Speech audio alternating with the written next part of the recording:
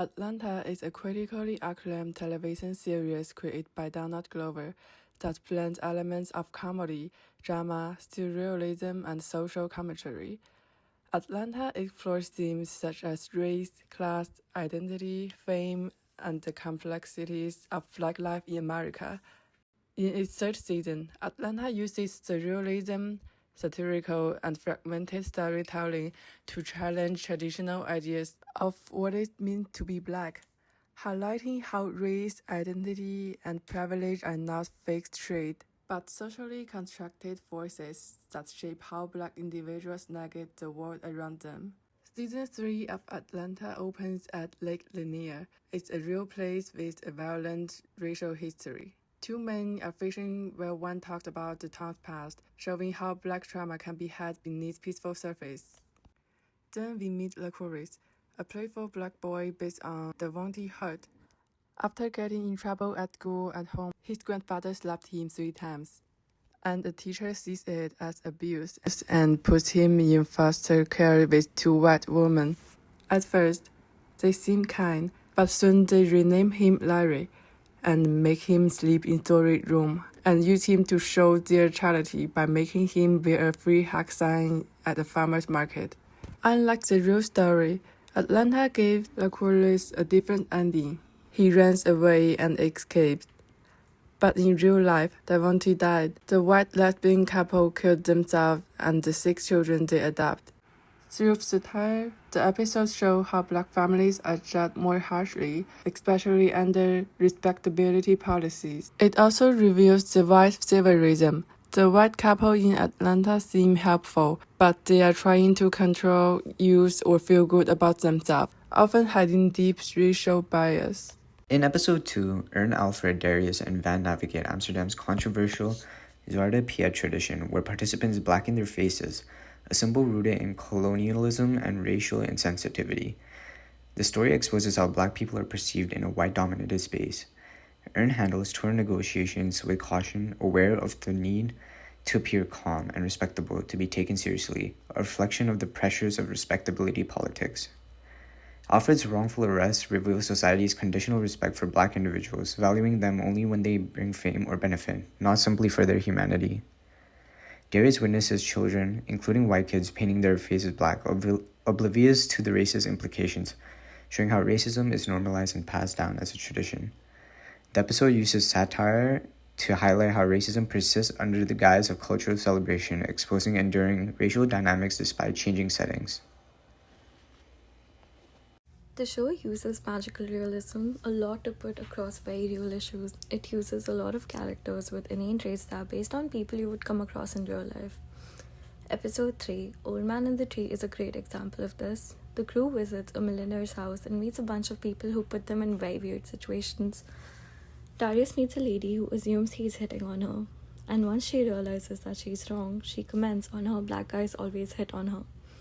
Darius doesn't think much of it and continues talking to her. However, a bystander sees this and tells an exaggerated version of the story to everyone else present there, and they all sit and discuss how messed up the comment was.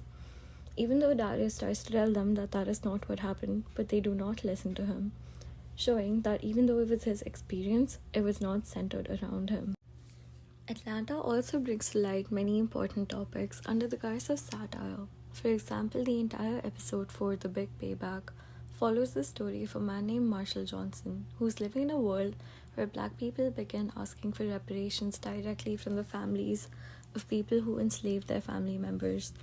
The episode created a massive conflict between fans, as some believed that this was to show the consequences of reparations, while others thought it was supposed to show how the world would be if there was a shift in racial dynamics. However, the show attempted to portray how white people perceive the world around them.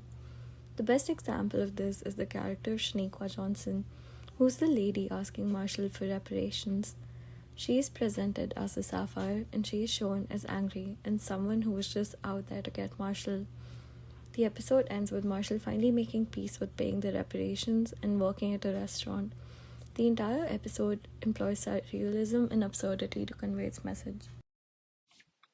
In episode 6, a luxury London fashion brand feasts the accolades for releasing jerseys with the World Century Park 5 sparking accusation of racial insensitivity.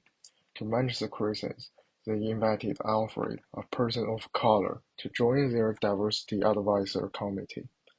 Alfred saw this as a chance to advocate for his community proposing reinvestment in neighborhoods, urging brands to generally invest in black neighbors. Initially confident he could shape the conversation, calling it a collaboration, Alfred soon realized he was being used as a token, a colored face, to mask the brand's hypocrisy. His proposal was dismissed as a mere beautification, exposing the shallow nature of the company's so-called diversity efforts. Meanwhile, Doris met Sharon, a white woman obsessed with Nigerian culture. Her fascination felt less like a genuine respect and more like cultural appropriation.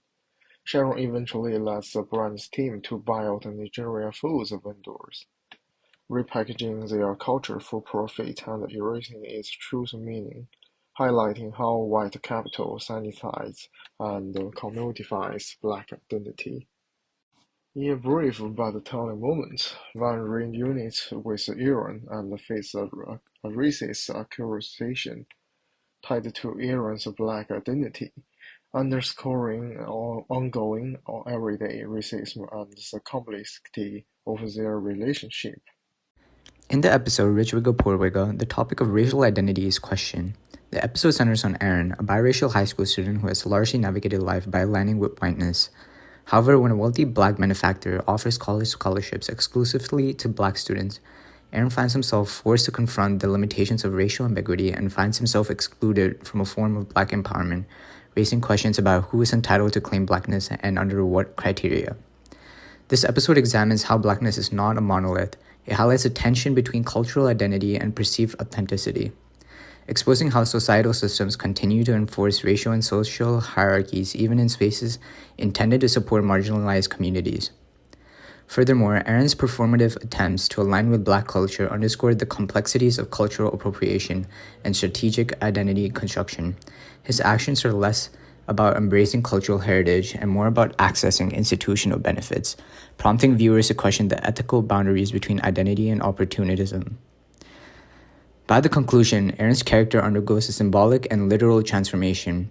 His hardened demeanor and adoption of a more aggressive persona suggested a profound shift, one influenced more by external perceptions and societal rejection than by authentic self-discovery.